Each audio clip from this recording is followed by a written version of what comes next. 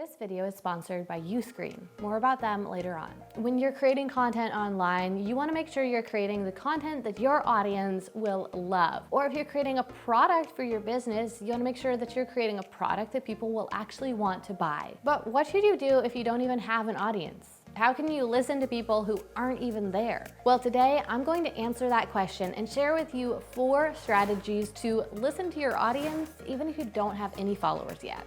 Let's get right into this. The first strategy is to use your former self as your target market. So for this strategy, what you're going to do is you are going to think about who you were in the past, what you were struggling with, what questions you had about this topic that you're creating content about, what you really wanted to help with. And you are going to create content like your former self is your audience.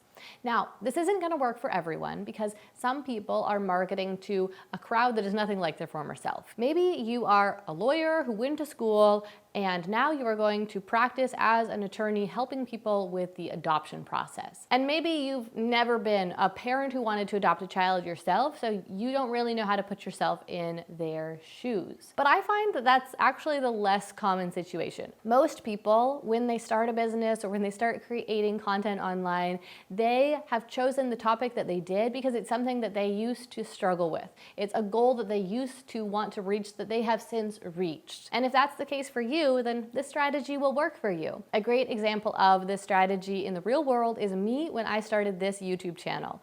I had really struggled with knowing how to start an online business, knowing how to start making money online, and everything related to that.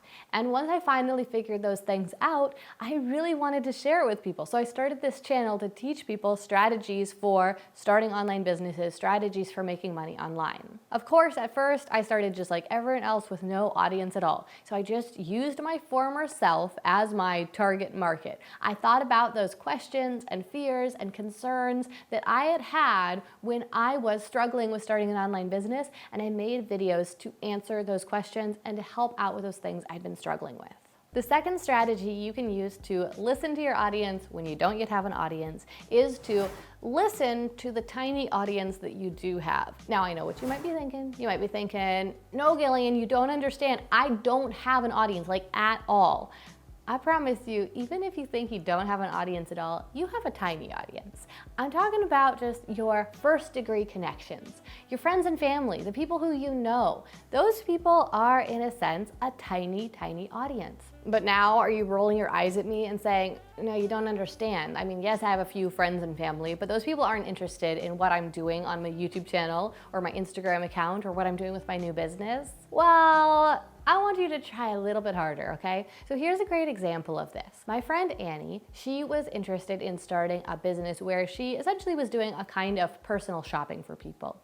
Well, she could have just, decided to start this business and gone and announced, I'm starting this business. But instead she did something really smart. She thought of a few of her friends who might be interested in the service that she was offering. She didn't know if they'd be interested, but she didn't let that stop her. She just sent us all a text and said, hey, I'm thinking about starting this business. I would be doing this and this and this thing. Is that something that you'd be interested in? Why or why not? Like basically, what do you think of my idea? She kept it really casual and she was basically just asking for feedback.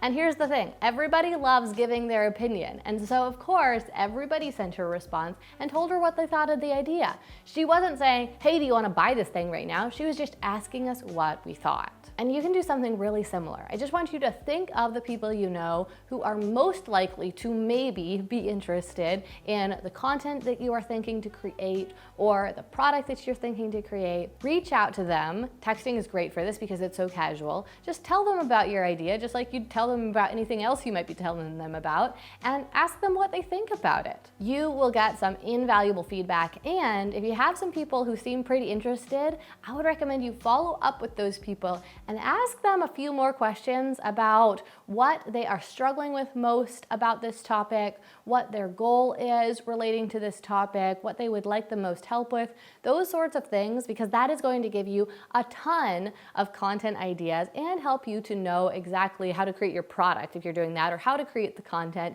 to be most helpful to them. Now, since you're interested in this topic of listening to your audience, my guess is that you are creating content online or you want to create content online.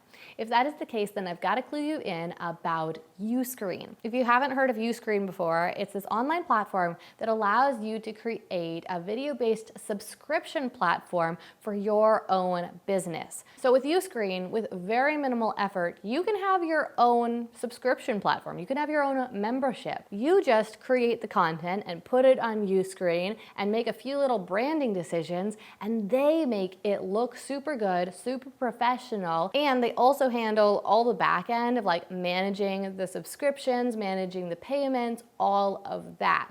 They even have an amazing community feature that allows all of your members to interact with each other and have conversations with each other, which really helps your membership to be a lot more sticky. It really reduces your churn rate, as they say in the industry, which in short means that your members stick around for a lot longer because they are invested in the community. They're invested in the relationships, and of course, they're loving your content, especially because Uscreen allows you to have your own app. So people can actually put your app on their phones, and then they can access your videos on the go. Uscreen will make your platform and your app look so professional, so polished, so seamless, and so easy for you to put together. If you want to learn more about Uscreen, then a great way to do so is to sign up for a free class that they are offering this month about how to use YouTube to drive people to your paid membership communities. In other words, how to use your videos here on YouTube to get more members for your membership site. This class is free right now, and you can sign up at gillianperkins.com/uscreen-training.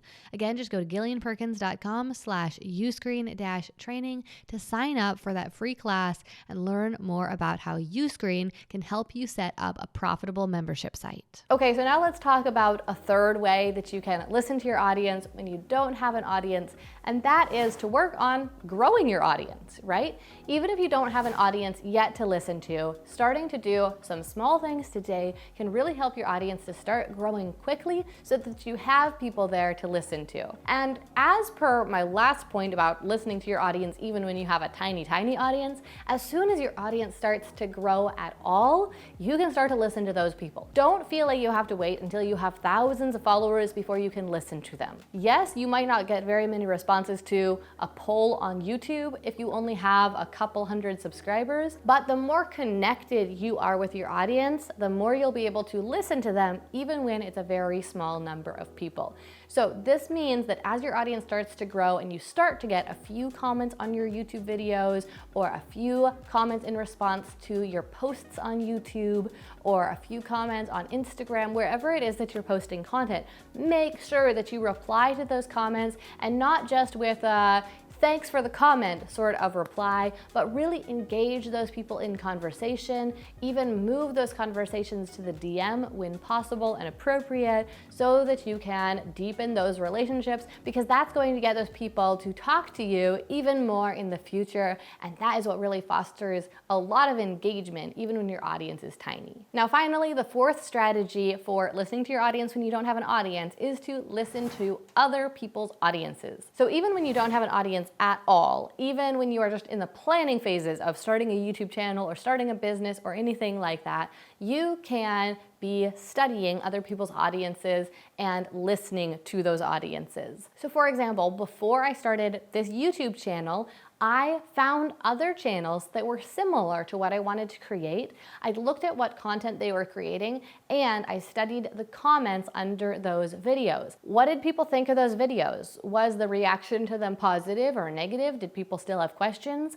I also looked at the likes that those videos got to see which ones the audience had given the most thumbs up to indicate that they were especially excited about. The process of listening to other people's audiences starts with identifying some other brands that are similar to what you want to create, and then going in there and looking at the comments on their content. Of course, you can also engage with those commenters too, which can potentially lead them to discovering your content when you start creating content. Now, one thing that I think is really important that you know is that you do not have to wait until you have a big audience to be able to start making a living online. In fact, even if you are starting at absolute zero, you can start making money within as little as 2 to 3 months and be making a full-time living in as little as 6. I recently recorded a short podcast series. So this is a standalone podcast that only has 10 episodes. It's called The 100K Method,